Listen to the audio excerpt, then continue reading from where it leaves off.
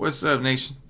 Welcome to another edition of the Wise Take NBA DFS podcast. Got the intros mixed up. I was given the Wise stream. That's what you're missing out. That intro right there is what you're missing out if you're not watching the Wise stream every day. You see that? I'm missing on that. It's a little sneak peek, if you will.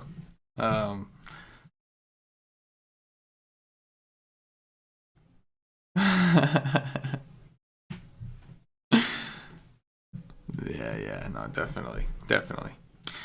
But yeah, CK013 here as your host. You can find me on Twitter at CK_013, and I am joined once again by one of Wise Take's finest DFS analysts, the truest of truest OGs, aka Swaggy PD, Paulie D. You can find him on Twitter at Paulie with 8 Ds. Swaggy PD, of course, was designated from one of our members. But you gotta show us some love. How you doing, bro? Best day of my life when I got that. It's quite the compliment for you, huh? Yeah. It was good times. But I'm doing all right, man. I think as both of us being Knicks fans, we need to tell the nation if they didn't know, if they're like live under a rock, that Kristaps Porzingis demanded a trade at 11 a.m. By 2 p.m. he was history. Yeah.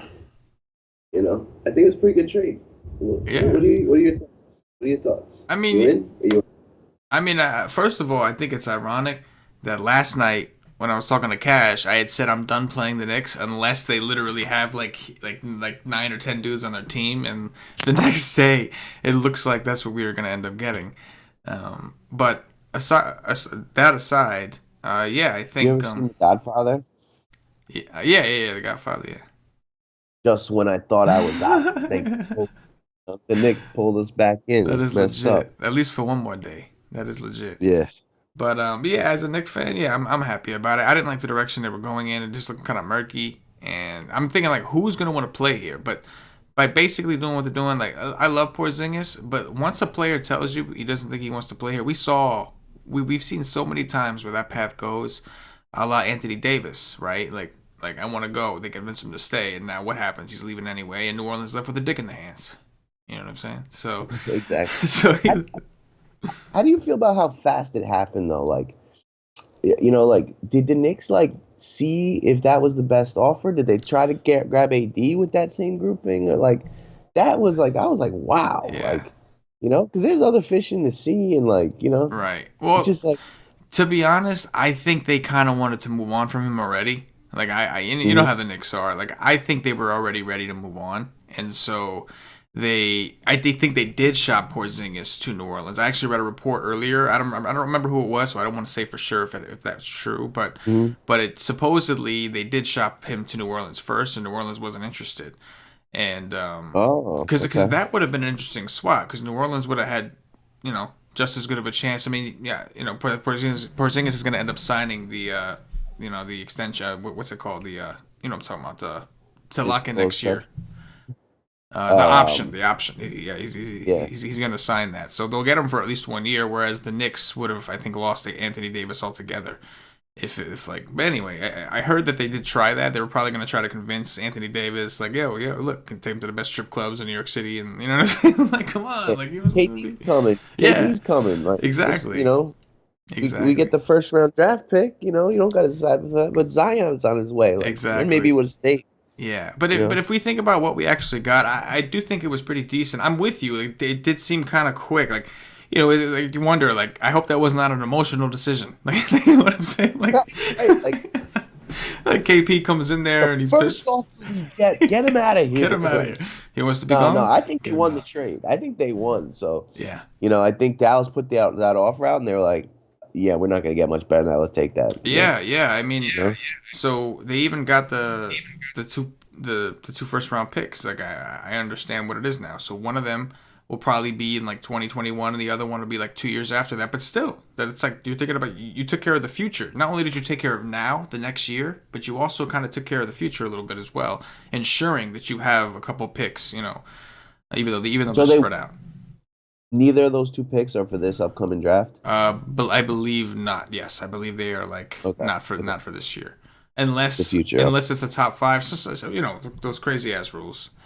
But yeah, either way, like they already have one. So like the lottery, you can see what they're doing. Like they have a clear game plan. It's like, I guess this is the optimal approach to like winning the lottery. I mean, but but yeah, I don't know. I mean, I'm with you. I think they made out well. I was happy to see some. The Knicks have made nothing but poor moves. Like you get rid of Hardaway, then you give Hardaway some crazy ridiculous contract to come back.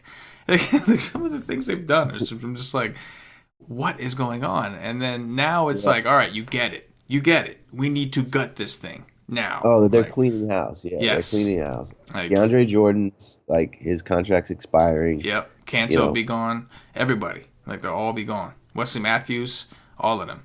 It's just DSJ's the yeah, only one. And yeah. he's somebody that you do need. You need a point guard. The Knicks have never. When's the last time the Knicks had a good point guard? You know what I'm saying? Like, it's like, you know, I think it was the right move. And like, I mean, how do you not want DSJ if you're the Knicks when he keeps doing the dirty to you every time you play him? Like, this guy does nothing, and like, they're not paying I mean, he's attention. a freak talent. Oh no, Like no, I of don't remember course, if he won, but he was in the dunk contest. Like yeah, it's his only his second season. Like he's got big ceiling. I think Dallas was just like, well, Luka is gonna play point for us. yeah, yeah. Like He was dominating. They just didn't need him. we don't Yeah, need you anymore. right, Like right. that's what I think happened. Of Like I think course, Dallas, was like, we'll get rid of a point guard and add Porzingis. It's like prospect for a prospect, but where they had yeah. the need. It A was better fit. It is. Porzingis and Doncic is going to be an awesome tandem. Dallas, they made out fine. Like Porzingis is going to fit well. Porzingis, I personally don't believe that he has the build to be like the Lone Ranger on a team. Like I don't know. I mean, like we don't see that in NBA anymore anyway. Like no good team no. has one Lone Ranger. You have to have like three,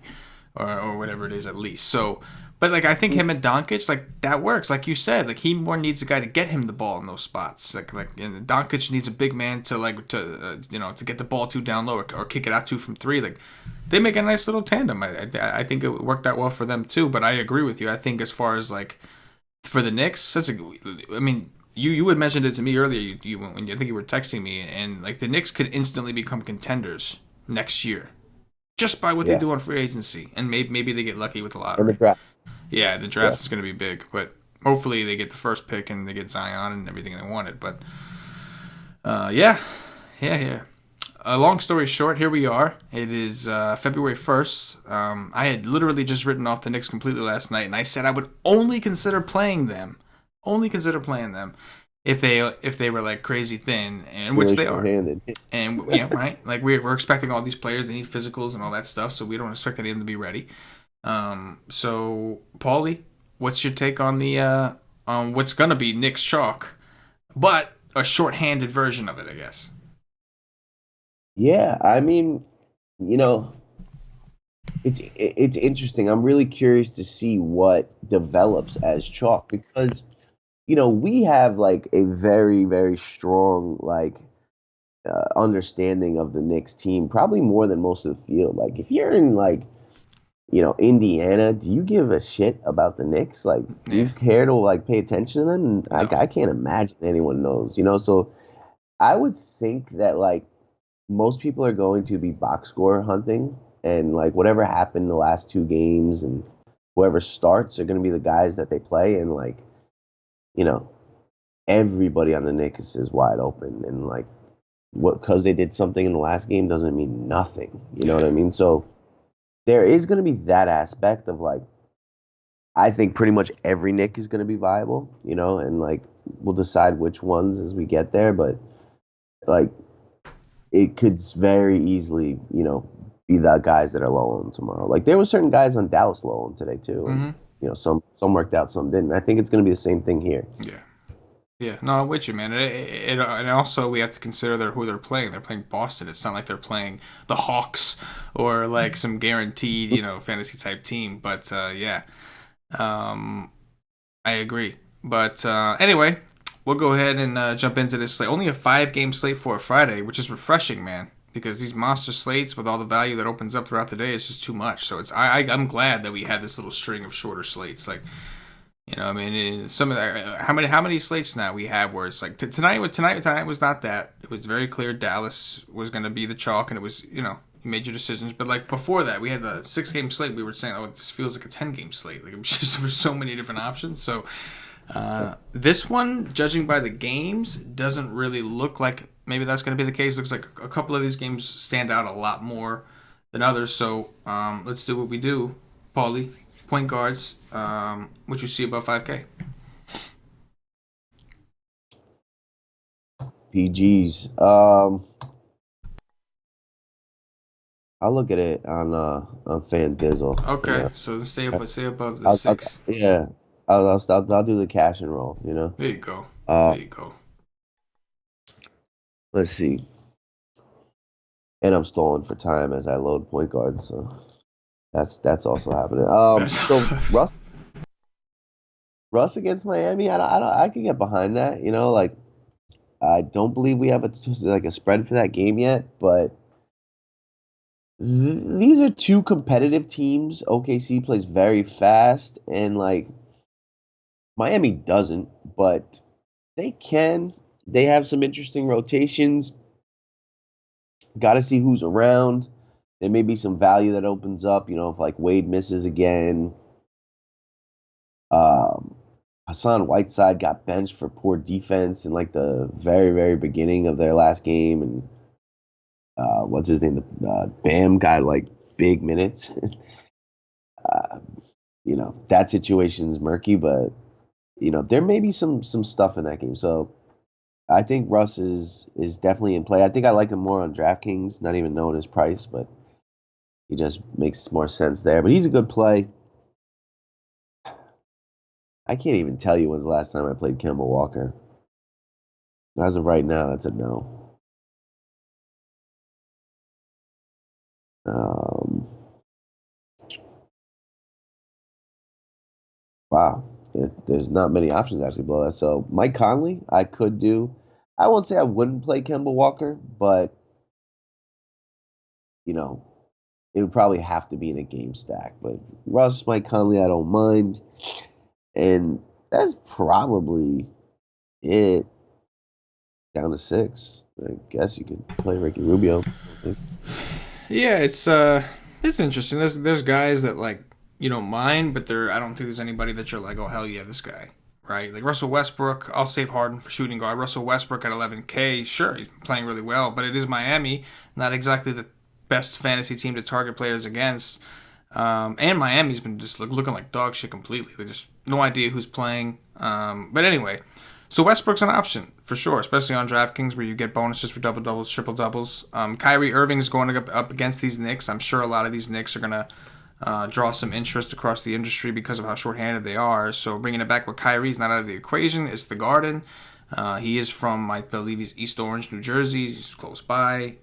Knicks are terrible right now against everyone. Of course, your concern is can that game stay close enough for Kyrie to pay off his tag? Kemba and Conley is an interesting situation, especially if you were looking at game stack. Like I feel like that could be one of those games where like kind of like the Nets in Memphis, everybody stays away because of that, but then it goes to 2 OTs and everybody fucking mad. You know what I'm saying? Like it got that kind of feel. But again, neither of them like stand out. I think Trae Young is kind of interesting on DraftKings. It's 7K at first. I'm looking at Trae Young and I'm like, nah, I don't like him when he's in the sevens. But when you look at his game logs, he's just been playing really well. He's been playing really, really well. Yep. Yep. So I think on DraftKings, he's in consideration. Like you said, Rubio on the other side of that game. Like he's the one being paced up and everything else. And he has a gravy matchup here against Trae Young. So, and the good thing about playing Atlanta is everybody's got a good matchup. So for a guy like Rubio, it's typically easier to get assists because no matter who you throw it to, they're probably either open or they're going to be able to beat their guy. So it's like, you know what I mean? It's like there's a lot of these, and I haven't even gotten to. You know what? I haven't even gotten to now. Now I know this guy. This will transition us to Value Town because this guy is 5'4" on DraftKings, but I think he's 4K. You said on FanDuel, Trier. I think he's actually a shooting guard on FanDuel. Oh, he's shooting guard. Okay, all right. Yeah. Okay. See, on DraftKings, he is shooting guard eligible also. So we'll talk about him over there. I'll stop here. And take us down to Value Town. Yeah, Trier is a shooting guard. And he is 4K. But yeah, point guards, V-Town. We talked about Jamal Murray before the show, but I forget. Is he Doubtful or likely to play? Murray is supposed to be out, I believe. I think he's already That's out. supposed to be out. Okay. All right. So, oh, he's a shooting guard too on FanDuel. I don't know why, but never mind. Ooh, this is ugliness. If Dwayne Wade's out, I guess Tyler Johnson is an option. He's 5'3" though. Like, I don't really like that kind of pricing. Um, you know, whenever you think about playing Trey Young, then like, the leverage or hedge to that is Jeremy Lin. Usually they don't play together too much, and it's like one's doing well, the other's not. Atlanta's been in a lot of close games. They're like, you know, not too far away from what the Nets are doing. They've just been playing a lot better since they got healthy and developed a little bit. So, one of those guys are fine, Jeremy Lin. And I don't think I like anything else down here. Kadeem Allen is 3,500 min priced. Like, I need to dive into this guy, see how much minutes I think he's going to end up with tomorrow. Like, he's already played 18 minutes the last two games, and Nitalina's been out. So, I think he's in line for decent minutes, but I think he'll be behind Trier, Dotson, and I believe, no, I guess just those two guys are going to be in the picture right now. So I'll think about it. I'm guessing he's going to be min price on DK, and I like it better there. I got to see what his game is. I don't know much about Kadeem Allen, I admit, but he's in play too. Yeah. I mean, I think he's somebody that we're gonna have to take a look at for sure by tomorrow. He's 3-3 on DraftKings, very close to min price. Like you said, he's already been playing because the Knicks are already injured. They're already banged up at point guard, and they just traded the guy who was their starter. And the only reason he was their starter was because of the injuries, with Moutier being out, and what's his name, Frank Nitty, both being out. This was it. This was their point guard rotation. It was Trey Burke and Kadeem Allen. So now you would think, okay, well, we can slide Trier into that spot. However, we're also missing Tim Hardaway Jr., another guy who was fairly And reliable for Courtney Lee. minutes, and Courtney Lee.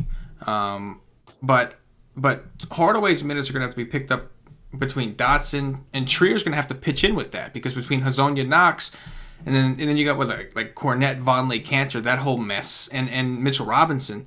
So like Uh-huh. at the guard position, they're really thin. I would think Kadeem Allen has to play at least 20. Now he's already been playing 18, and you got to think it's like, because Trier's going to have to cover multiple positions. I feel like they're going to want him off the ball also to be able to score off the ball. You know what I'm saying? So it's an hmm interesting situation. We're going to have to dive in, but Kadeem Allen could very well be in play. And on FanDuel, I I'm, mean, as a punt, if you needed the punt, like why not, right? Like he's going to play more anyway, and he drops if he sucks the. I'm, I'm seeing a 30-minute initial projection for his minutes. Wow. Yeah, we got to dig into that, because like if he starts, I think that's legit. But if for some reason they decide to start Trier, Dotson, and go that Yeah. route, you know what I'm saying? Then I don't know if we can count on 30 minutes. But if he To, started, to that point, Dotson's only projected for 22, and I would say without any doubt that Dotson plays more minutes than Kadeem Allen tomorrow, unless like foul trouble. that's interesting. Yeah, we'll have to dig in on that tomorrow. But definitely someone that we want to put to the side and make sure we cover, because he is very cheap on both sites. And again, on FanDuel, he could serve as a nice little punt option on a site that drops your low score. Going up from Yeah. there, I'm with you. I really didn't see a ton. Tyler Johnson's only 4-2, so I agree. If Wade is out, that could definitely be worth taking a look at. Malik Beasley, I mean, is 4-4. I think if Gary Harris and what's his name is out, why can't I think of Jamal Murray. Yeah, Jamal Murray. Well, we know Murray's out, right? So yeah, and Philly won. Philly won. Look at that. Look at Yeah, Philly. they beat him. Look at that. Ended that streak, 11 in a row or something. They had won.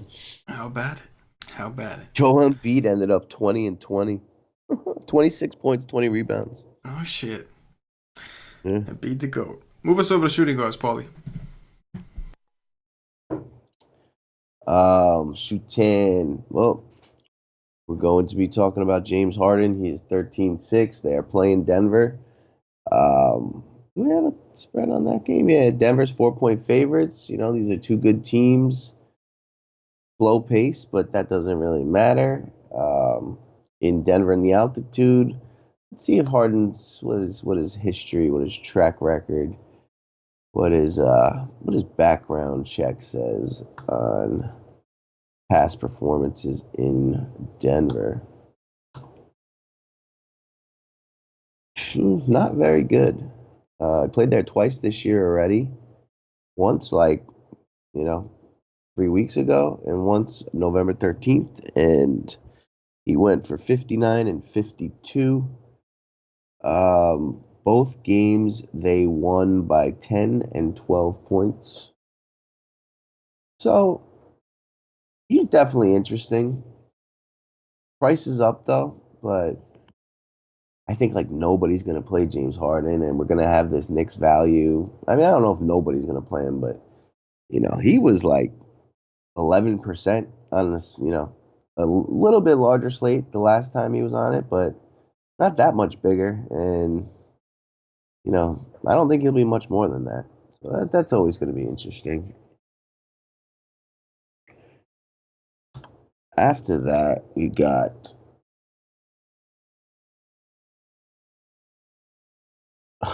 there's only one more guy. Wait, this can't be right.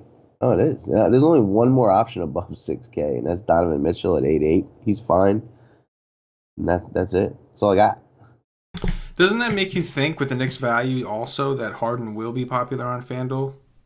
Because like there's like it's either him or Donovan Mitchell as one of your studs. But like Mm-hmm. if you have Kadeem Allen already at point guard and you have Alonzo Trier at the 2, like you're gonna have the money. And I guess it depends on how many other places there is to spend it, right? That's what it's gonna come down to. Like if there's other players you Yeah. can kind of fill it out and spend it with, but if not, people may play So, Harden just to play Harden.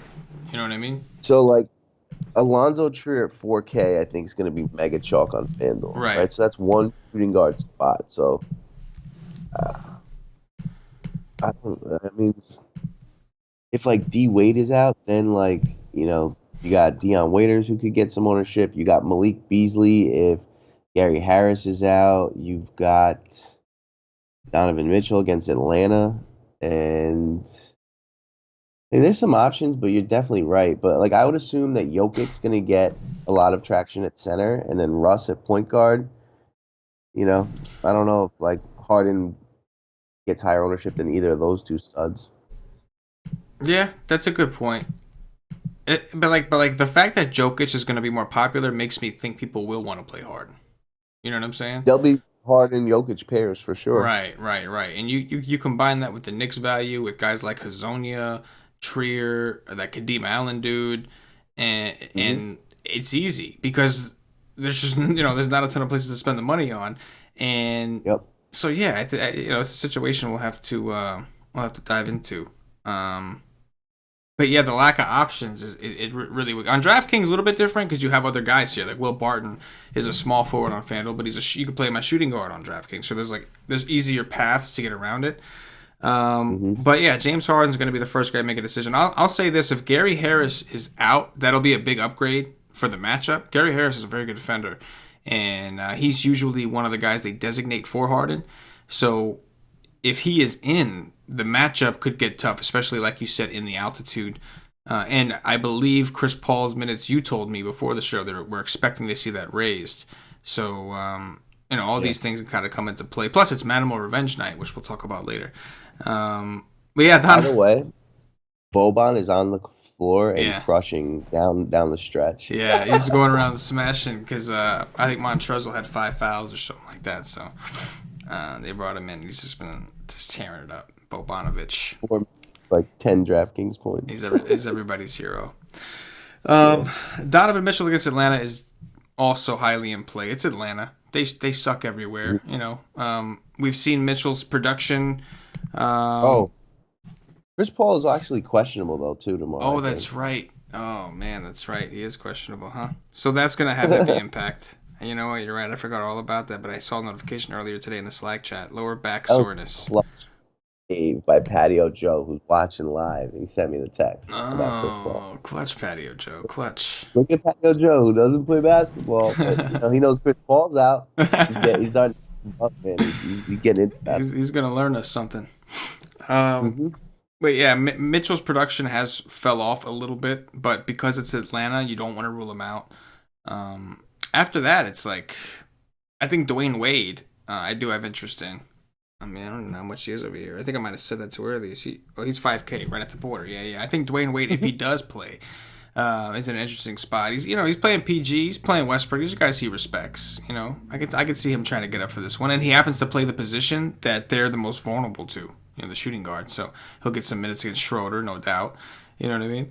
So Very nice. Oh, I mean, if Wade plays, I like him for sure. yeah. No, I'm with you. And then Alonzo Trier is 5'4" on DraftKings, so it's a little bit of a different conversation. On FanDuel, he's a perfect punt on DraftKings. You're paying 5'4" for a guy that hasn't played more than 20 minutes in the last I don't know how many games. The last time, every time I watch this dude on TV, Tim Hardaway Jr. is screaming at him. You know what I'm saying? So Hardaway Jr. Like 50 against Houston, like he 4 did. games ago. He did. He did. But he hasn't looked good since. Right. He hasn't looked good since, and he's going to be sprung into this role. I would think he's going to be the point guard. Him and Kadeem Allen have to play point guard, and he should also start maybe at the 2. He's going to have to play, 2 different positions tomorrow. So I think the minutes are going to be there. So even at 5'4", I don't want to write him off. I'm interested. He's got 50-point upside. I don't know if that's something we can but all you really need here is 30 something, and you're okay. And if the guy has the potential to go for that 40 or 50, it's like shit. You know what I mean? Why not take the minutes and move on? Take us down to Value Town, Paulie. What do you see down there? He's probably also going to be a little extra motivated. Yeah, I would think I got an opportunity. Yep. Fuck, that's Matthews. I'm a start as shooting guard. Yeah, absolutely. But yeah, Value Town, Jaylen Brown and or Marcus Smart, either one of these two guys could do really well here. I kind of lean Jaylen Brown because I feel like he could close and get all this usage on the second unit because he does come off the bench for these guys usually when they're full strength. But I wouldn't be shocked to see Marcus Smart grab 4 steals and have just a big game in 30 minutes or so too. But they're both viable, but concerns about their minutes. The Miami situation, will either give us Wayne Ellington or what's his name, my boy? Dion Waiters. Dion Waiters, yeah. And I mean, Alonzo Trier, 4K on FanDuel is just he's going to be extremely chalky tomorrow. That's, there's not many options at this position. And at 4K with all the usage in the world, scoring guards against Boston, Trey Burke just went nuts in a very similar role against Boston not too long ago. And we've seen him just go absolutely nuts a few times this year. And it seems to be against good teams. He went off against Houston. He went off against OKC. He went off against New Orleans and, a few others like Detroit. It's just, there's definitely an increased likelihood that he goes for 30 plus tomorrow just because of the wild usage he could end up having. Kadeem Allen, Mario Hezonja will take some shots, but you're gonna see Lance Thomas getting a bunch of minutes. You're gonna see Noah Vonleh. He's gonna get a combination of Tim Hardaway and Trey Dollars usage, and he just makes for a very good play on FanDuel 4K. That's with if he busts, you drop him as well. There's just no risk, only upside. He's kind of a must play. Malik Beasley's down here. He's shown us big upside. I expect that game to be close. This guy's had awesome fourth quarters. He's starting to develop a nickname in Denver now for being clutch in the fourth quarter. He's down here. You got Monty Morris, who started and balled out recently. He's also a shooting guard on FanDuel. Don't know why, but he's viable. There are options in Value Town, and it's going to depend, who plays, who doesn't, if Dwayne Wade's in, but there are a lot of options down here. I like it. You're muted. On DraftKings, I went over a lot of these guys at point guard, but one guy I didn't mention, he's small forward eligible also, but Damian Dotson is going to be in the conversation as well. A little scoring dependent, But on DraftKings, he's 3-7, 3-7. And like you said, scoring guards against Boston, that is kind of Dotson's things too. And Hmm. I'd be curious to see in those games that Trier did well. How did Dotson do? You know what I'm saying? I'd be curious to see how they did it. Is it possible they both had a good game because maybe the spot was good for both of their style? Because they're similar styles. Trier can do a lot more, but the similar style. They're there to score. They're there to shoot. You know what I mean? And like that's what they both kind of do. So at 3-7 at home against Boston. I think Dotson did go for 20 something DraftKings points. It wasn't like a phenomenal game, but it was in like 22 minutes earlier this year. He had one game where he played 20 minutes and put up a 10. But before that, at home, he went 22 and put up a 20. He was min priced that day. So if we thought he was going to get maybe, 27, 28 minutes instead of 22, could be worth a look. But this is a situation that by the time that we do the live stream tomorrow, Paul, we're going to have to, take a hard look at all these Knicks and figure out which one's Hmm. real, which ones ain't. And it ain't easy when Fizdale is the coach. I can tell you that. Yeah, Aside from that, move us over to small forwards. I did actually miss Dotson on FanDuel. He's shooting guard eligible there, and I think he was min priced, and I just didn't scroll all the way down. But he's another very good play at that position. It's not deep up top, but you know, there's there's days where that's annoying on FanDuel when like there's multiple players that are like must play in your opinion, and you only get to choose two, and you want to play them all because if Chris Paul's out, James Harden is that, Alonzo Trier is that, and then there's a couple other plays at that position that are that as well. And Damian Dotson is 3,600, very very nice punt over there, and like you said, it makes a lot of sense to play him with Trier. One of those two, I think, has to do well tomorrow with the punt drop situation. That's just, man, not good. Anyway, small forward, we're going to see Paul George is 11-4 on FanDuel. And against Miami, I mean, man, he's been playing so good. Like they're starting to chant MVP when he shoots free throws, like at Oklahoma. It's kind of interesting. Um, my first instinct was like not against Miami. That's what the whole field is going to say tomorrow too. And um, I got to look into some things because I actually think Miami turns the ball over a lot lately. Like I'm almost positive they're up there in turnovers, and especially on FanDuel, like with the stars and scrub nature of the site, with all the value. Maybe this is a steal upside game, and the guy's just taking around 20 or more shots a game, multiple threes, getting rebounds, getting assists. I could get behind that at low ownership, so I like him. After that, I'm gonna like Will Barton for sure. He dudded last game, don't matter. I'll go right back, and I do like Justice Winslow. Depending what's going on with Miami, if like Dwayne Wade's out, I can get behind Justice Winslow or Josh Richardson, and that is the four options I have above 6K. Yeah, power small forward is rough. Not like rough. I guess like the shooting guard would look like shooting guard if we didn't have the Knicks value over there and we didn't have Harden. And like that, the Hmm. rest of it would kind of be there's a bunch of maybes, a bunch of like yeah sure like I'm with you, Paul George at 9-9. I think the ownership will be low because I do think most people will say I don't think against Miami, and Westbrook is the one who's got the better history against these guys. But again, if especially if people are going to flock to Jokic and Harden with all the Knicks value, like there is definitely value in ownership if the ownership is low on Paul George and the way him and Westbrook have been playing. It wouldn't surprise me if they both went nuts, even against a team like Miami.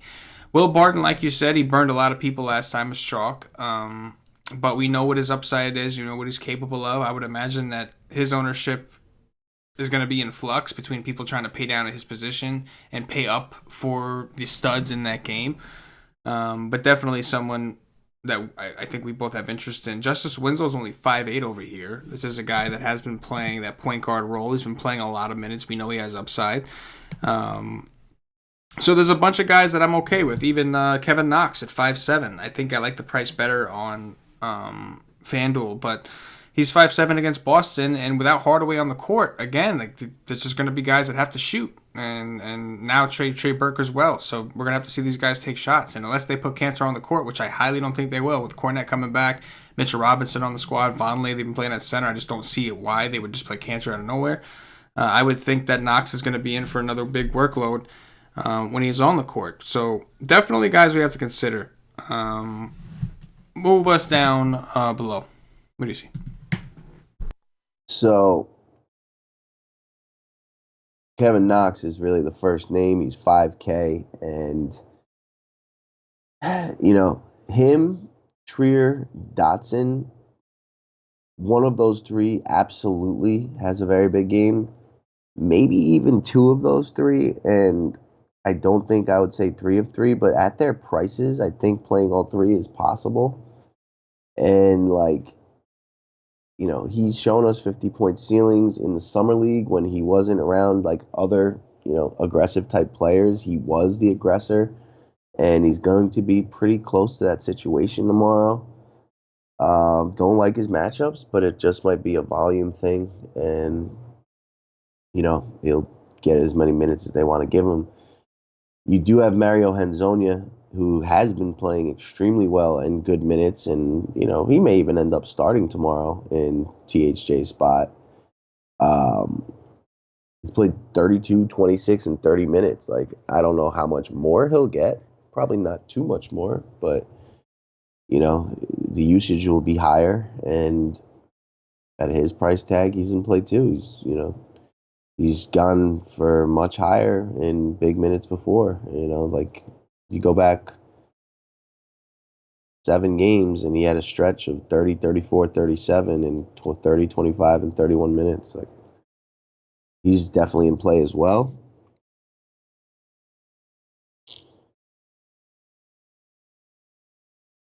After that, I did kind of skip over Joe Ingles against Atlanta. There's turnover upside. He's 5'8". It's kind of been a while since he's really done well for us. But on FanDuel, a guy that's 5'8", like with, 4 steal kind of potential, like it takes his 25s and makes them into 40s. So he's viable too, but again, it's like mid-tier. I don't think I'm going to step off of my Stars and Scrubs build to go get Joe Ingles. Really not too much more down here. I don't think Lance Thomas is a guy that I'd really play out of the Knicks group tomorrow. He's going to be one of the last guys that I'm really willing to play, but he's probably going to see a lot of minutes. Kind of reminds me of that guy Hill on New Orleans, who just went through a very similar situation too, and just doesn't do enough, so he'll be like the Knick I don't play. And that's probably it. Royce O'Neal's 3,600 against Atlanta. He's a guy that can get peripherals. I don't mind him either. But the Knicks are probably more attractive, and then I'll probably go up and get one, or if not two, of the more expensive options at this position. Yeah, no, I'm with you, man. I think Hezonja is probably the first guy that stands out. Like you said, his minutes have looked good. Now you're taking away, Tim Hardaway Jr. and Trey Burke. You've got to think his minutes at least stay the same, and maybe the usage while he's on the court actually goes up. So 4-2 for Hezonja does seem like something we want to take a hard look at. We got to keep an eye on the situation for Jaren Jackson Jr., who's questionable with an injury. If he is out, I think it's a quad injury, then Jermichael Green is someone we can take a look at 4-5 against Charlotte.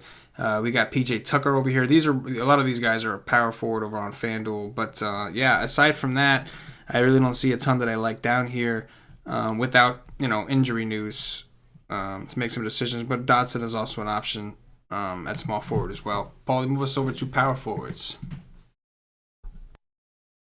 All right. That Lakers game may go to overtime.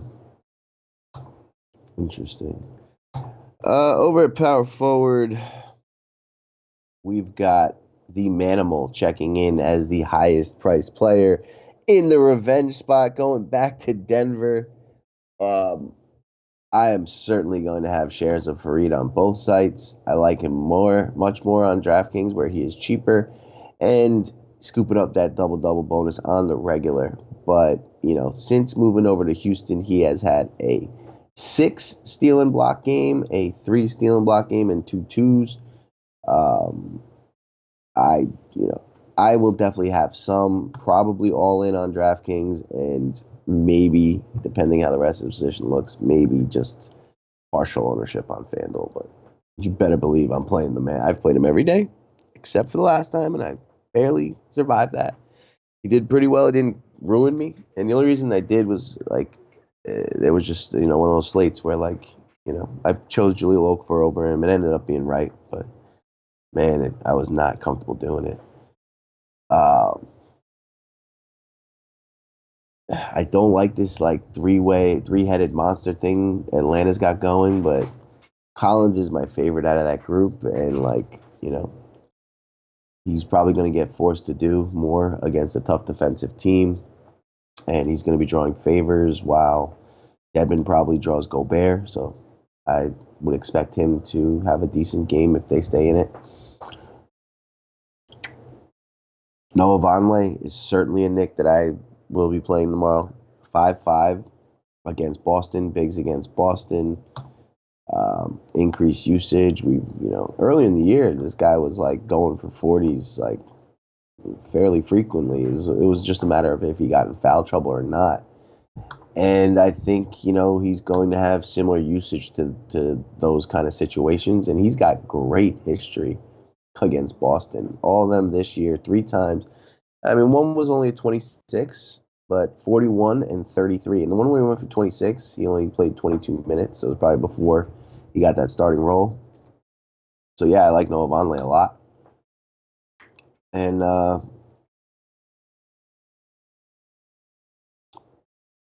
that's it. Noah Vonleh is 5-5, by the way. He's not. I didn't stop at 6. Yeah, no. It's just Vonleh is 6K on DraftKings. I still think he's in the conversation, but that FanDuel price is very, very, very hard to pass up, especially for a big. And like you said, if he goes for 33 on FanDuel, you're good. Even at 5-5, you're okay. If he does that to you on DraftKings, you're going to be in a little bit of a tougher situation. So the demand floor is a little bit higher. On the other hand, you do have double bonuses over here, so it should be a little easier for him to get the extra points he needs to hit that type of value on DraftKings. So I still like him, but FanDuel is definitely where I think it makes a lot of sense. Fareed for sure is my favorite option here at 6'9", like you mentioned, in a revenge spot. Going back to Denver, the first team to shun him. Well, not the first team, but that was the longest tenure there. He was just there getting dogged, not getting any playing time. At least the Nets tried to work him in, and when they had the opportunities, they did when they were hurt. Denver just did him dirty. Like Malone and them dudes, they just no. You don't get Manimal unless we absolutely are decimated.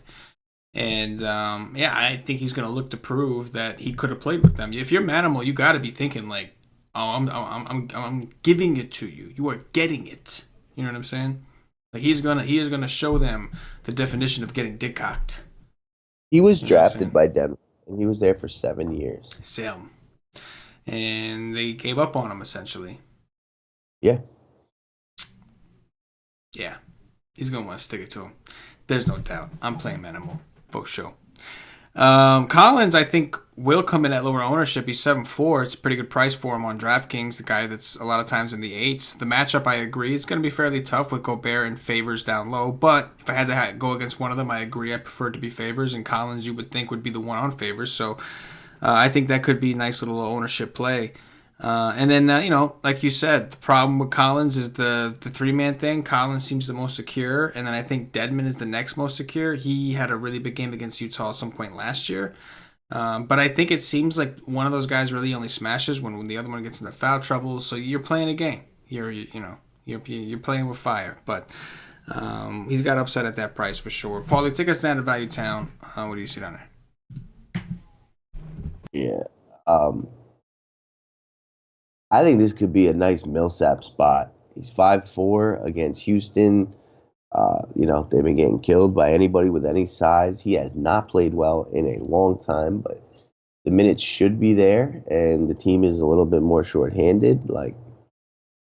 Especially if Gary Harris gets ruled out, in a game that should be close. I do like this for Paulie Millsap. It's 5-4 over here. What's he on DraftKings? It's Five only even? 5K, yeah. Yeah, I do like it. I do. I do. After that, Nectat's minutes have been back up there, and like OKC is kind of like the perfect. So I actually only played 18 against the Bulls. I gotta see why. Man, he played 30 the game before that. OKC is like a really good spot for him to do well. That'll take some further research, but he's on the radar. And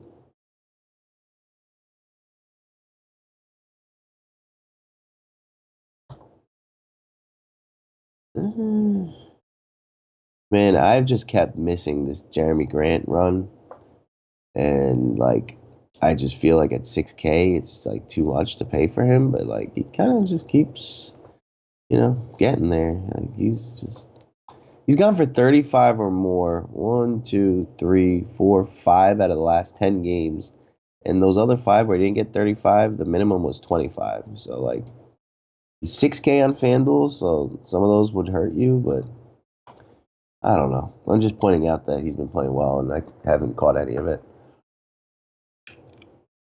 Yeah, something about that OKC team, man. All those guys were just kind of, for a little while there, just, you know. I mean, think about it. Paul George, Westbrook, and Grant have all been playing really well lately. Mm-hmm. Like fantasy-wise. Not just in real basketball, but like fantasy-wise. It's like been concentrated, very, very concentrated. And then Schroeder on and off. Yeah. And even that guy Ferguson's had a couple of good games, like as a value play. Yeah, it's true. What are we talking about? Value time power forwards? Yeah, you get the counter. The counter. I got nothing for you. Everybody that I would have considered was already small forward eligible, so I probably mentioned them over there. But like there's Hazonia and like PJ Tucker, Jay Crowder, like these guys. Like Millsap is definitely someone that I overlooked that we have to take a look at. He's 5K against Houston. That could be, but like I got Madden Ball on the brain, so like I just kind of X everybody out. But let me ask you about Luke Cornett. What's his price on DraftKings? And you know what? That's a good point. Starting, like where are you at on that? That's a really good point. He's 4-3. That's a really low price. I think it's if he is starting, I think we give it the green light. We have to worry about foul trouble. We have to be sure there's no minutes limit. But this guy was playing 30-something minutes. Now, here's the thing. Yeah. I think Mitch Robinson was out for a lot of that. So I am curious. The thing about Mitch Robinson is that guy can't stay on the court anyway because he's constantly fouling dudes.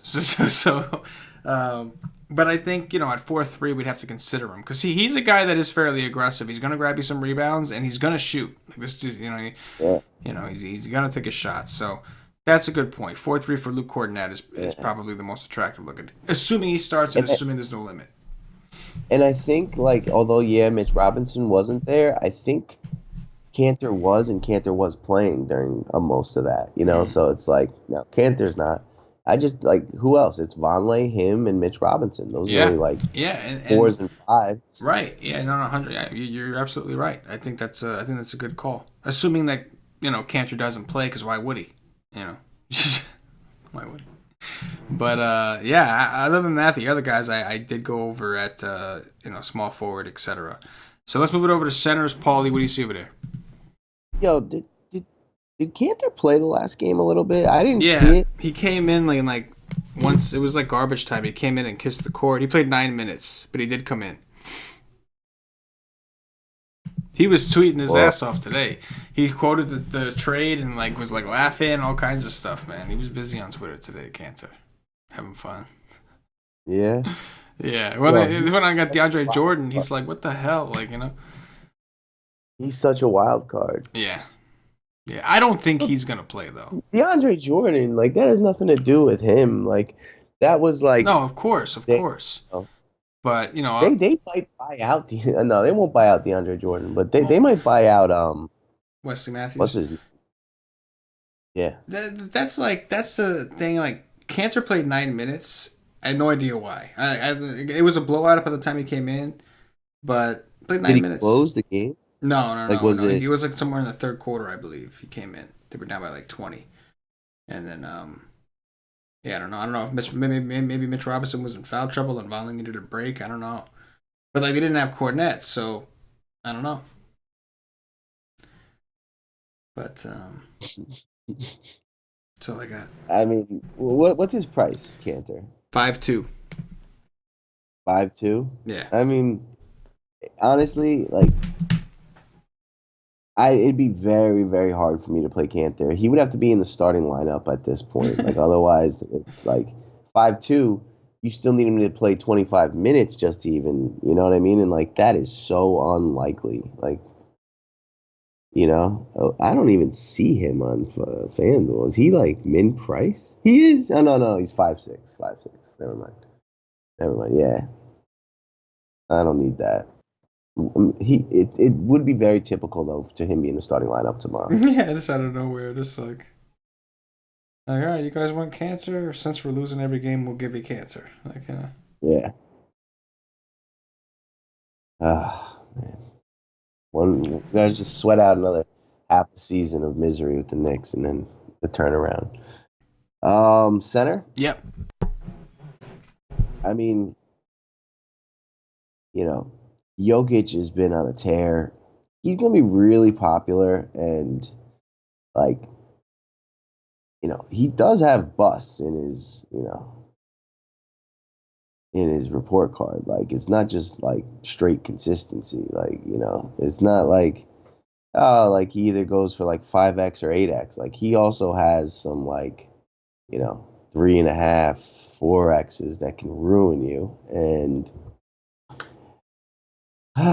you know, centers have been crushing Houston, but like I don't think the way Jokic plays, if like that gives him a huge like upgrade, maybe slightly. He's really never done well against Houston. The last 2 seasons, he's played him 5 times, and he has not done well. So he could be the chalk that like I would say you play in cash and then fade in all your kind of tournaments and like hope that he busts and you jump past like 65% of the field. He's going to be major chalk on FanDuel with all that value. After him, Rudy Gobert, you're definitely concerned about Atlanta staying in that game in Utah. If they do, Gobert should smash. But, that's definitely a concern, and you definitely need like 4 rotations out of him.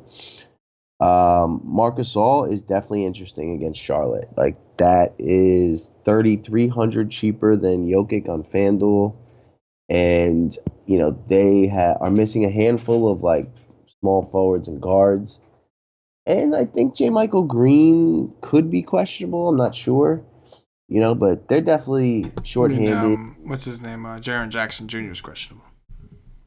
Jaren Jackson Jr. is questionable. Okay, Yeah. I thought he was like closer. Like, yeah, I don't even have an injury on him. You do? He's listed Ill- as questionable with right quad soreness. Oh, okay, nice, Yeah. awesome. But that would give him a boost. But still, like Charlotte has been getting murdered by centers as well. Marcus Gasol, his game is like, if Biombo's out there, he could do a bunch of 3-point shooting and rack up assists.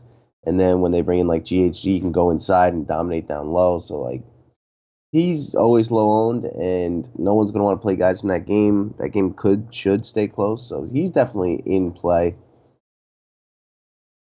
Um, then we fall off a cliff. You know, I'm like so surprised how FanDuel has just like priced Mitchell out of like contention, and like he's been doing well, but it's never more than 5x at his price. And you know, I just don't see the like risk reward to play him with, you know, lacking like big minutes. The most he's played in his last 15 games is 24. That was his last game, but the game prior to that, he only played 13. He has to be amongst the highest fouls per minutes played in all of the NBA. And, he's just an uncoordinated rookie.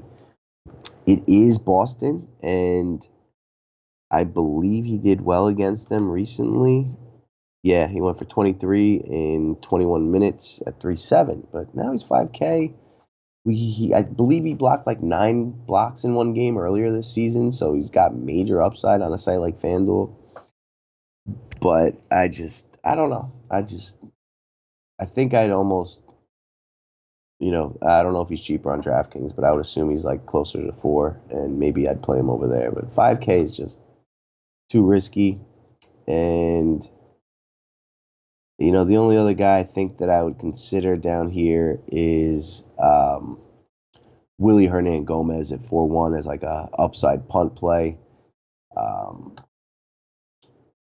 Marc Gasol's not like a great defender either. And, when he's going well, they give him minutes. It's not guaranteed.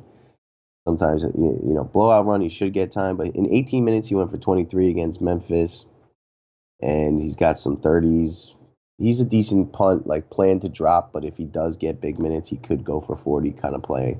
But more than likely, I'm going to be up there with either Jokic and cash or like trying out Gasol, Gobert, or punt in this position. Yeah, Jokic should, without a doubt, be one of the most popular players on the slate with all the injury news we're going to have. Rudy Gobert would be another high upside option you could take a chance on against Atlanta. We know they struggle against bigs. You're a little concerned about Atlanta hanging in, but Atlanta's been playing really, really well lately. I think they did end up getting blown out by the Kings, but they've been hanging in some of these games, so Gobert's an option. I like the Marc Gasol call. He's 7-8 on DraftKings. You had pointed out to me before the show that he had a real monster game against Charlotte the last time he saw them, and we did dig into that, and everybody played. There really weren't any injuries, aside from what Kyle Anderson, I think, was out. So, yeah, I think at 7-8, he could be lower owned, and I expect him to be lower owned. I think most people will take Jokic, and this isn't like a super loaded center slate where I think a ton of people are going to play two centers, and if they will, I think they're more likely to go to a Gobert against Atlanta. So I think Gasol could be a sneaky option at 7-8. We'll see. Maybe he ends up popular. That's been kind of tough to gauge lately. But after Gasol, I think that it's all guys you're taking risks on. Whiteside, this would feel like a Whiteside game because they need somebody big against Adams, but Spoelstra has no clue what he is doing. He has zero clue what he is doing, what he is gonna do. I almost think like Whiteside could end up playing because I could see Bam getting a little foul trouble when he's in the game trying to cover Adams because Adams is just so much bigger than him. And then he'd be forced into kind of playing Whiteside, but it's a chance. And like, do I want to play him over the Marc Gasols or the Jokic's? Like, it's very hard. It's very, very. It's tough to sell. I will say that Mitch Robinson is 4-2 over here, as you suspected. He's a lot cheaper over here, so he is somebody that would fit that Knicks build. He is in play. Played 24 minutes in his last game. You're a little concerned about foul trouble, no doubt, anytime you're playing him, but the fouls haven't really been a big problem for him lately. Believe it or not, he's kind of gotten that in check for the most part. It's more so been just like inconsistent time. But as thin as they are, I would think that Vonleh would be able to get moved back to the power forward slot where he's supposed to be playing, which would allow Mitch Robinson and Kornet to kind of play between the 3 and the 4 together. So, yeah, I think he's an option at 4-2. But I'm with you, man. I think that for the most part, the centers we're looking at are up top, unless you want to get a little risky. But that's going to do it for the position-by-position breakdown. At this point, I'm going to remind everybody, if you haven't already, check us out at whitestate.com. Make sure you get over there and join the nation and see what it is we do. Get yourself a day pass if you want to try out the content. If you just want the content, the day pass is $2.49. $2.49, and you'll get access to all the NBA content for one full day. That's Paulie D's cheat sheets. You'll get the Y stream, which is a live stream we do 2 hours before lock, after we've done our research and we answer questions as well from the members. You'll get access to Cash and DFS's GPP article. You'll get Stevie Brown's Cash Game article. I'll do the core article I always do where I put up my core. It's a good time. Cheat sheets, fire as always. Pleasure of a product. And you'll get all that with a day pass. If you want access to the Slack chat, however, you do need to make the leap. You got to be a monthly member or higher to get access to the Slack chat. I do recommend you do it. Slack chat isn't awesome. That's really where the nation, like the true core of the nation, lives and breathes. And these guys are in there working hard every single day. For better or for worse, they're in there busting their ass trying to get better at the game and craft their skill and bounce ideas off each other. And it's really great to see some of these guys how far they've come. So It's a good time. And on top of it, it's pretty much party mode at night. These dudes talking about anything. I went into the Slack chat the other night. Cash was in there at 1 a.m. Talking about all kinds of. I just walked in. I walked right out. And I tweeted about it too. I put a little gif of like a mouse walking in, just turn around and walk right out, and that's exactly what I did. But so full disclosure, Slack chat after dark. Hey, what's up, guys? Yeah. See you later. Yep. I walk in there like, yay, oh. See you later. Exactly. But come check us out, guys. Paul, let's do some top threes and we'll get out of here, man. It's late. Top 3 point guards. It's gonna be Ricky Rubio, Mike Conley, and Kadeem Allen punt squad. Yeah, man. It's terrifying. But yeah, Ricky Rubio as well. Kadeem Allen for value. And the spend up, I think, Russell Westbrook. Shooting guards. Yeah, I mean, Alonzo Trier show. And, really like to know. I'm actually going to say Miami shooting guard here because it's either Wade, and if he's out, Waiters. It's going Raiders. Yeah, so I'm going to use Miami Heat SG.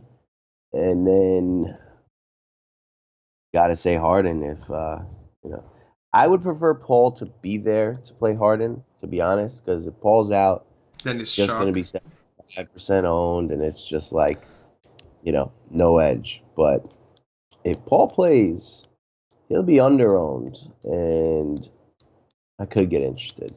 Yeah, no, I'm with you. I think that Alonzo Trier would be my first option as well, followed by Dwayne Wade, assuming he plays, and then, James Harden would have to be the next option. Small forwards. Paul George, I like a lot. Will Barton, and you know what? I can't use Will Barton. Give me Paul George, give me Kevin Knox, and give me Tanzonia. Yeah, I think this is I know what I'm going to do. Okay, Justice Winslow. He's 5'8" over here. I'll go with Justice Winslow, Mario Hazonia, and Damian Dotson. And I'll save Knox for power forward. That's what I'll do. Power forwards, Paulie. Manimal. Yes. He would be on every DraftKings team, like, without a doubt. Yeah. Like, since Manimal got moved to Houston, it was like, yes, Manimal time. Lock and load. Play him every day. I do admit I did not play him last time, but the pivot was better. It was one of those slates, but, like, you got to keep riding this guy. Like, the Manimal, this is like, I've been waiting for this. For years. For, like, years. Yeah, so I'm not, like, going to miss it. You know what I mean? And especially not the revenge game against Denver. Yeah. Oh,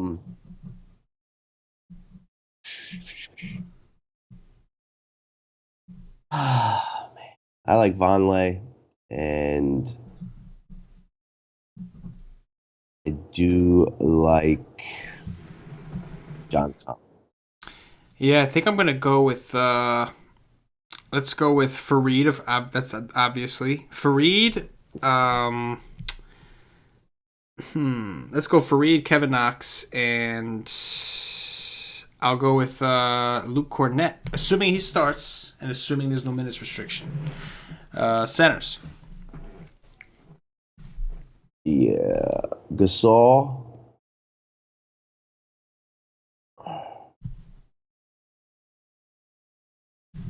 I'm going to add Alex Len. I didn't talk about him, but like if Utah blows out ATL or the first guy who guards Gobert gets into foul trouble, you got a shot at getting some Alex Len minutes upside. He's probably the biggest DFS upside out of the three.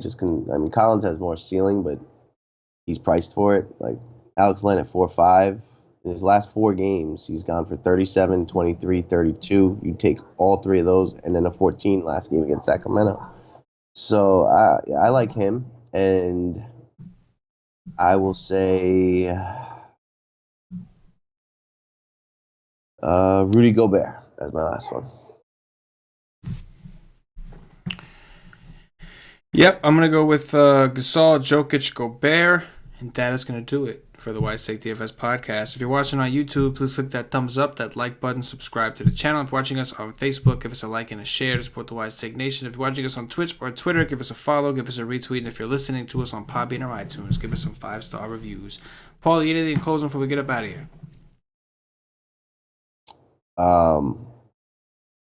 No. Love the nation.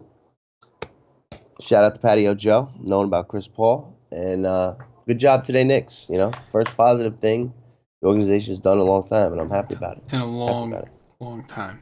For Paulie D, for myself, the entire Wise Take Nation, as always, good luck. Yeah.